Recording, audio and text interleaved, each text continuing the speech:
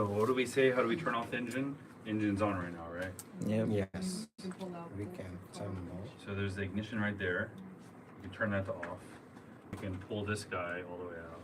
And then you can also, right over here, you can, in the 172, you can select to the, let's see, there's no off position on the sim here. Sometimes some airplanes have an off position on the fuel selector. You can choose from left tank, right tank, or both to take fuel from both. Or you go to the off position, and then the other way is emergency fuel cutoff.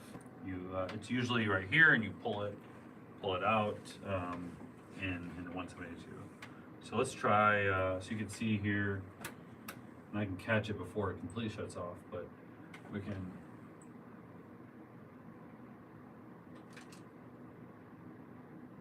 Oh yeah, we did turn off the volume all the way.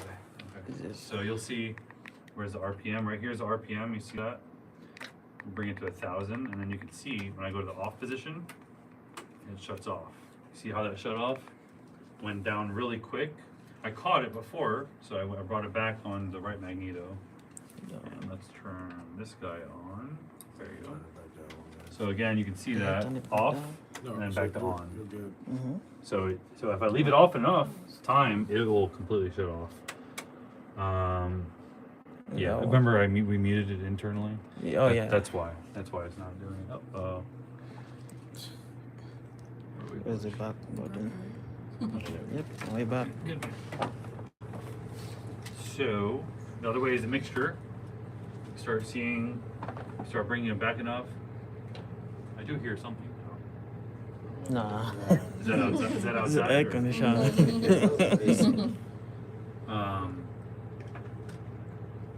Yep. So you can see if I bring the picture too far back, look what happens. It started coming back, but then I brought it there. So let's see. You see that? Mm-hmm. Okay. So that's another way, and then let's try this way real quick. See if that works.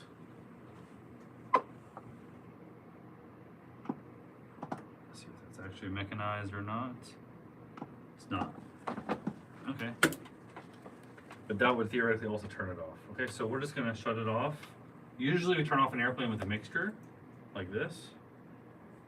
Okay. And then when the propeller stops, we turn off the ignition and pull the key out. And turn off master, all the lights. So to start an airplane, let's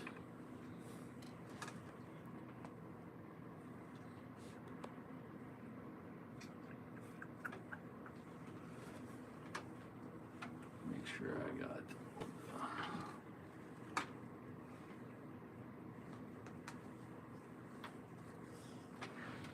Can you bring me my iPad real quick on the table? Small iPad, if you can. Thanks, man. I just want to make sure I cover everything with you guys with my syllabus here.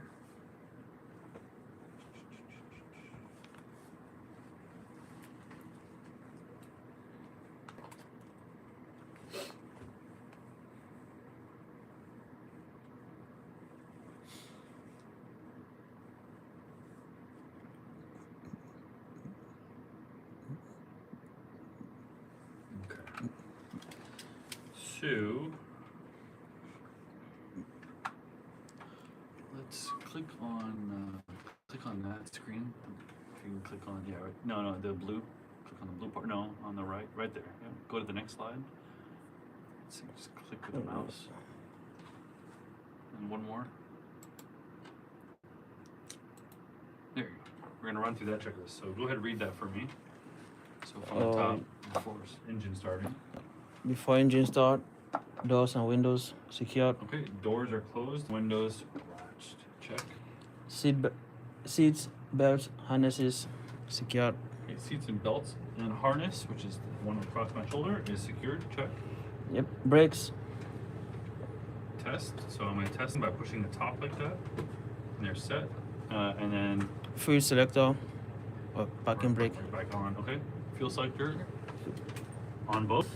Yep. Check, which is right here. Mixture. Is what? Rich. Rich, thank you. So going in like this is rich. Yep. Throttle open 1/8 1/8, inch. yeah. Yeah. So about that much, check. Carburetor heat off. Off. Right here, check. Beacon on.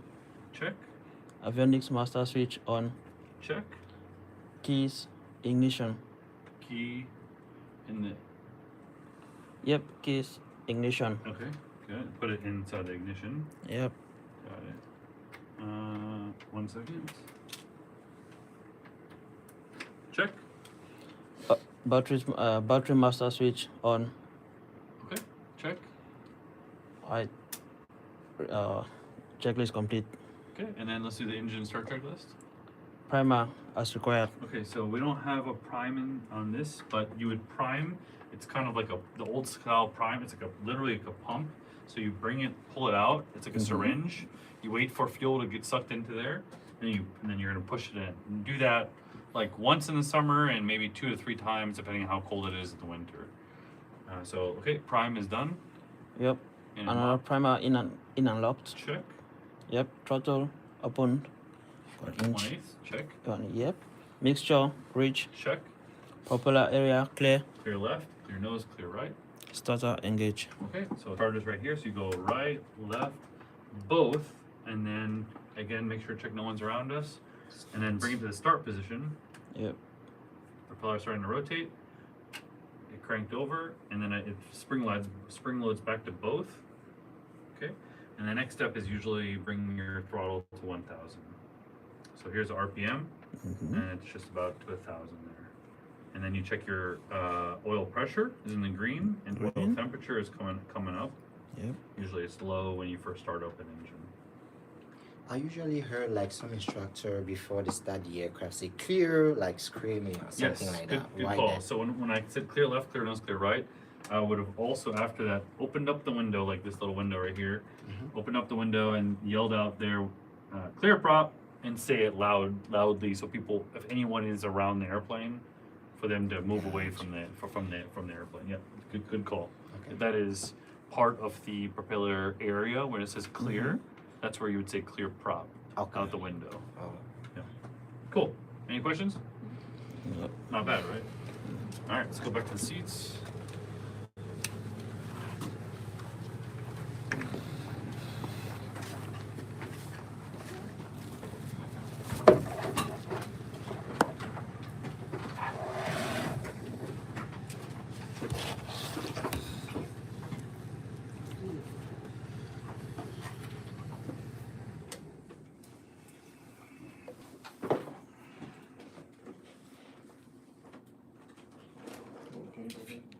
Yes, sir.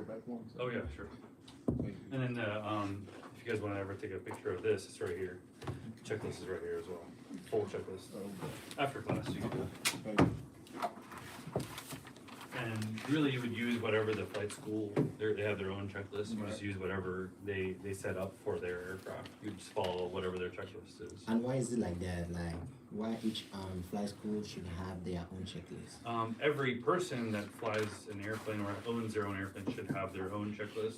The manufacturer has a recommended one in their POH, but the problem is it's usually not thorough enough, in my opinion, and so you need to add some things to it.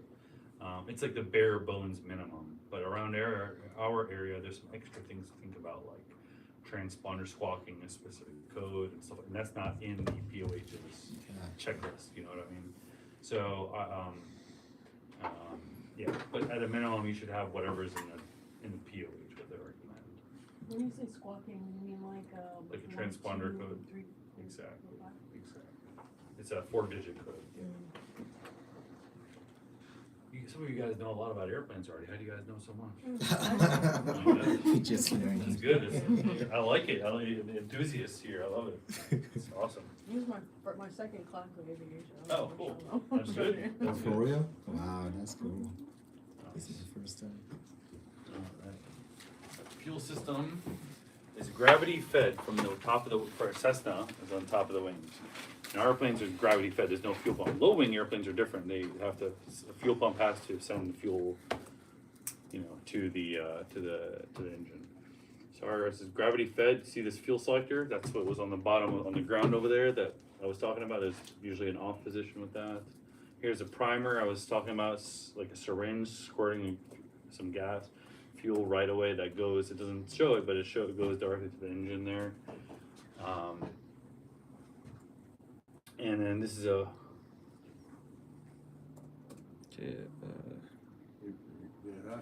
no, we have a mysterious guy, and I know who it is. Oh, Mr. Todd is online. Yeah. Sorry, I was just trying to fix it. When you get there, when you switch over the slides, you have to hit escape when it was like that, and then you'll see the slideshow button like I did, and then you can make the slides full screen again. I was kind of hoping you wouldn't notice, but I guess that didn't happen. That's all good. Thanks, man. All right.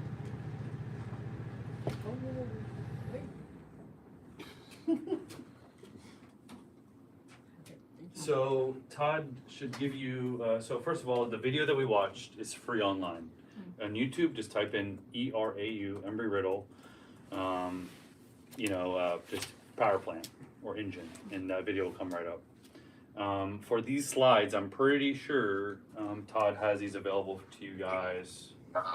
Yep, everything's on the website. The slides are there, and then links to all the videos as well are on the page for that specific module. There you go. Awesome. Thank you, sir. All right, so let's see here. Okay, so the fuel tank vent, let's mention that as well. See this little vent right here off the side on the left? It's usually, you'll see it coming from underneath the wing. And you want to make sure that that's open and not being blocked by anything. It allows the air to replace fuel as it burns. So we want in that fuel tank, you see how there's fuel in there, but then there's also an open space. We want air to be able to vent. We want that to be able to allow air to vent through it and out of it as we need to be able to keep them pressurized at the proper pressure. If it's blocked, it can over pressurize, if you will, as you're climbing through different altitudes or descending. I had one question. Yes, ma'am. I'm gonna kind of sound a little crazy saying it because I can't really remember, but we were talking about last class how like if you're like flying and your wings aren't like balanced and like you're Turn on the skid. Or Yeah. turn coordination. skid and Sleep, it's like slip. Mhm. If you like, does that Yes. affect the Yes. fuel like the way it's coming down and gravity wise? Very good question. Okay, Yes, it thank does. you, thank you, guys. It does, and that's more of an advanced kind of concept, but yes, it does. And you can burn more from one tank versus the other, which could be dangerous if you don't realize that is happening. If you are uncoordinated for a long period of time, you can burn from one tank more than the other. And if you Yes. burn like tank from the left fuel before you burn tank from the right fuel, does that cause engine failure? What will happen is it will never stop from one side typically, but it will just reduce and increase on the other side. Let's say. And so they'll both burn, but what you'll start feeling is if you let it go for a long period of time, one wing will be heavier than the other. So you'll feel like the airplane will want to roll more, tendency to roll to the left rather than just keeping straight up, like it naturally does.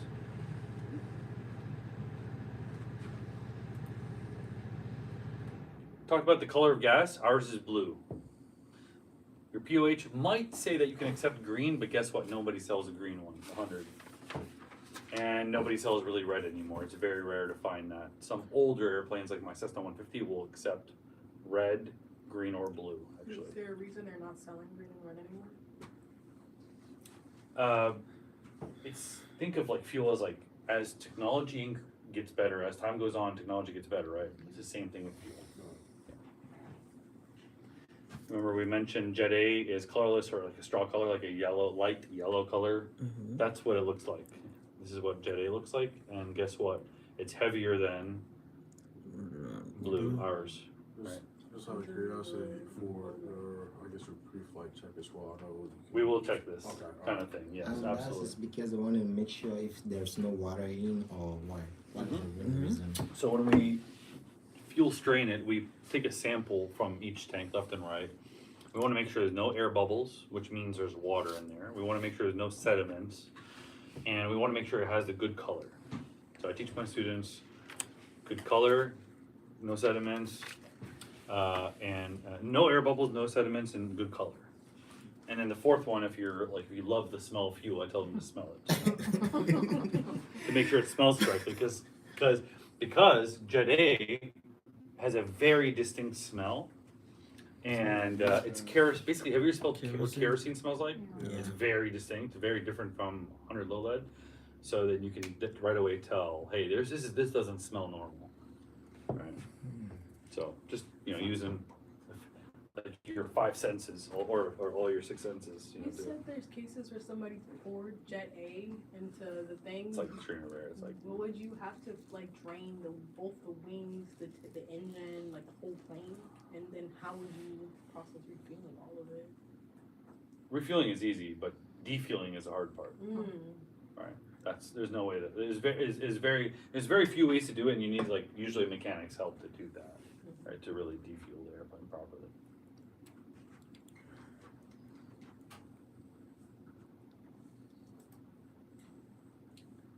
We talked about the different types of propellers already.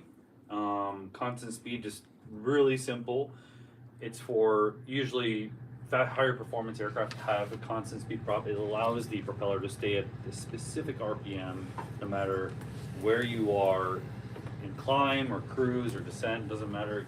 You keep it at wherever you're asking it to. Fixed pitch, it will change depending on, let's say you start going into a dive, the propeller will start going faster, right? Well, guess what? On constant speed, it doesn't do that. So it's kind of like a bike chain, like a geared bicycle going up and down the hill. You're able to set it to where you want it to, rather than it just doing whatever you want. Rather than having a bicycle that has no gears to it, just like a basic bicycle. That's kind of what this is. But like a nice geared, fancy bicycle with multiple gears, that's kind of what a constant speed is. Which one would you rather have? Which kind of bicycle would you rather have? I'd rather have a constant speed bicycle, right, or a constant speed prop. It's more efficient at a lot of different phases of flight. That's the basics of it. You'll learn about constant speed props when you want to get something called your high performance endorsement, which usually comes after your private pilot certificate. It's an endorsement for you to allow you to fly an airplane that has not high performance. It's the complex endorsement, where you want to fly an airplane that has a constant speed prop and a retractable gear aircraft. You have to get extra training after your private pilot. You can do it during your private pilot training too, but usually you're not flying an airplane with this. This is more advanced. What do you learn on first? What kind of bicycle do you learn on first? A basic bicycle, right? When you're a little kid. Mom and dad shouldn't give you a super high end 10 gear bicycle, and you know what I mean? It's the same concept, right? Hand propping. It might seem dangerous, but on some aircraft, older aircraft, it's actually required. So, but it could be dangerous if you don't know what you're doing and you're doing it wrong. You should have a second pilot at the controls to be able to hold the brakes, and some aircraft require that. But most of the aircraft you're learning on these days are not going to require that. We have something called a starter, right, through the ignition system we just learned about.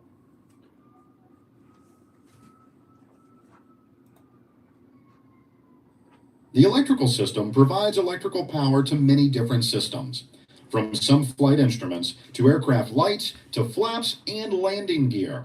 The electrical system powers them all. The electrical system is usually comprised of a 14-volt or 28-volt direct current or DC system, made up of some basic components. These consist of an alternator, a battery, switches, circuit breakers or fuses, relays, a voltage regulator, an ammeter or load meter, and the electrical wiring which connects it all.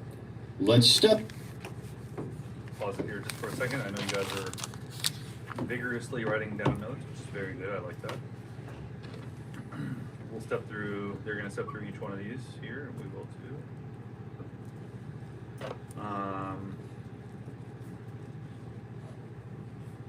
Yeah, Yeah, so this is the alternator they're talking about. It's either a 14 volt or a 28 volt. Older airplanes have 14 volts. The newer ones have 28 volts. And that's for the alternator.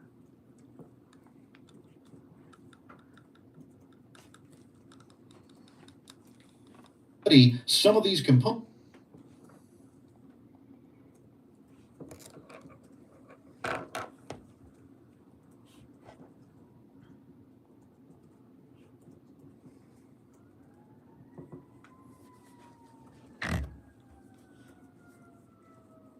You guys good? Well, it's online anyway. Right? It is, yeah. You can, I would recommend reviewing everything, you know, again. Components in more detail.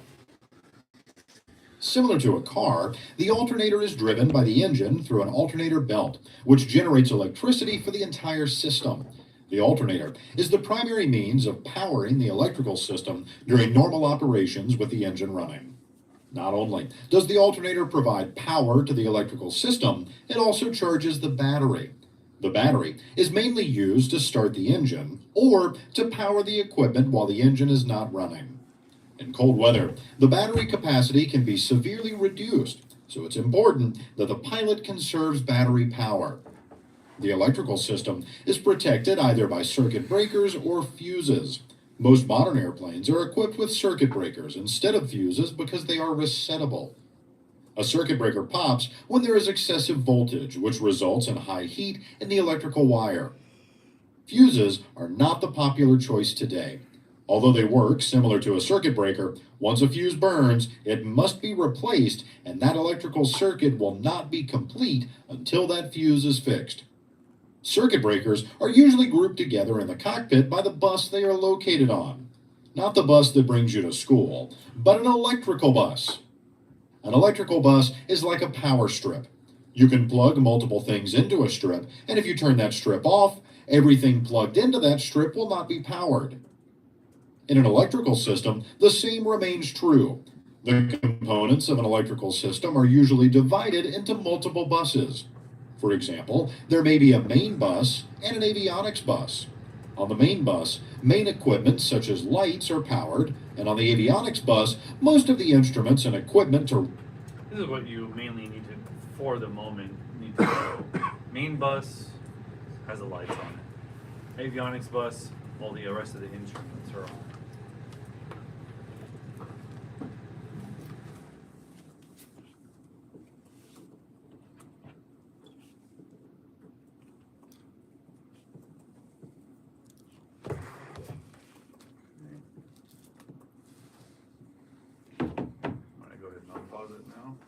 Run those instruments are powered. While there may be one electrical bus or many, the entire electrical system needs to be powered safely in order to prevent a possible electrical fire. In order to do this, a voltage regulator and alternator control unit work to monitor and control the electric system. The voltage regulator will allow the alternator's generated power to charge the battery and power the system with an acceptable voltage by stabilizing the output of the alternator. Finally, the pilot can monitor the electrical system by either an ammeter or a load meter. An ammeter shows the performance of the electrical system. If the alternator is providing sufficient power to the electrical system and is charging the battery, then the ammeter will show a charge. If the alternator is not charging the battery, or the battery is being used because the alternator has failed, a negative indication can be seen on the ammeter. A zero indication simply means that it is neither charging nor discharging the battery. So when you first start an airplane, because you've used some of the electrical load from the like you've used the battery to get it started and some of the component, you're going to see it jump to like maybe 10 amps usually, and then it'll start making its way down as the alternator takes over. Once your engine's on, alternator will take over. Once you put that switch of alternator on, you'll start seeing it chart. It's basically charging the battery whenever, mainly the battery, right? When this is above zero. it'll maybe go to 10, start making its way back down slowly to 0. As you have more and more and more things on, potentially, you might see it sit like around, 2 or 3, but it's always trying to desire to get the closest to 0 as possible, which just means it's not charging that battery anymore. Battery. While an ammeter shows electrical performance of the alternator in relation to the battery, a load meter shows the load that is being placed on the alternator. So if the alternator's load is 40 amps, then the indication will show 40. If the load meter shows 0, then the alternator is either off or has failed. If the alternator fails in any electrical system, the battery will provide power, but not for very long. Depending on the Like the age of your battery, like the older it is, the less will may last less than like 30 minutes. A new battery maybe 40 minutes, 45 minutes, something like that. And then like when that happens, obviously you should turn off all unnecessary electrical equipment, and to preserve the battery's life until you can land safely. I was gonna say, generally, how long do like the batteries last? So like if I put in a new battery in 40 minutes. Oh, I mean, like time-wise, like how Correct. many years? Yeah. It's similar to a car, probably. Like, you could probably get one like 5 years-ish. Plus or minus a few years. It depends on how, again, you as an operator, owner and operator and pilot, handle that aircraft. The more you take care of it, the more gentle you are with the aircraft, the longer it's going to last. From all components, the battery, the engine, everything. So, yeah, we've gotten batteries to last for more than 5, 6, 7 years. Sometimes, I mean, it's hard to do that, but some batteries, 3 years. Sometimes they're bad and they're duds and they're like 3 years or less. It is expensive as They're more expensive. Everything is more expensive. Sometimes double, triple the cost than cars. is it because generally you're gonna make your money back, or It's is it- because they say because of aviation safety standards are higher than like other industry standards. So they certify certain parts or most parts of aviation parts to like a higher standard than cars, let's say, for example. So because sometimes they go through more stress, our parts go through sometimes more stress than a car engine, let's say, for example. So it's not just only one battery? Yeah. And when you get to commercial planes, how many batteries? You can ask Todd, but I think 2. Can you jumpstart a plane or recharge battery? You can, You can absolutely. recharge a battery too? Yeah, I've done it multiple times, yeah. Oh, yeah. It's just like a car. You do the same thing with a car. Todd, are you still on? I think he is. No worries. airplane, and if there are any backup batteries, an alternator failure may require a diversion from the planned flight. Yes, I wanted to finish this. We have a couple more slides, and this might have been the last. The electrical system Sorry. You guys are asking a lot of really good questions. But...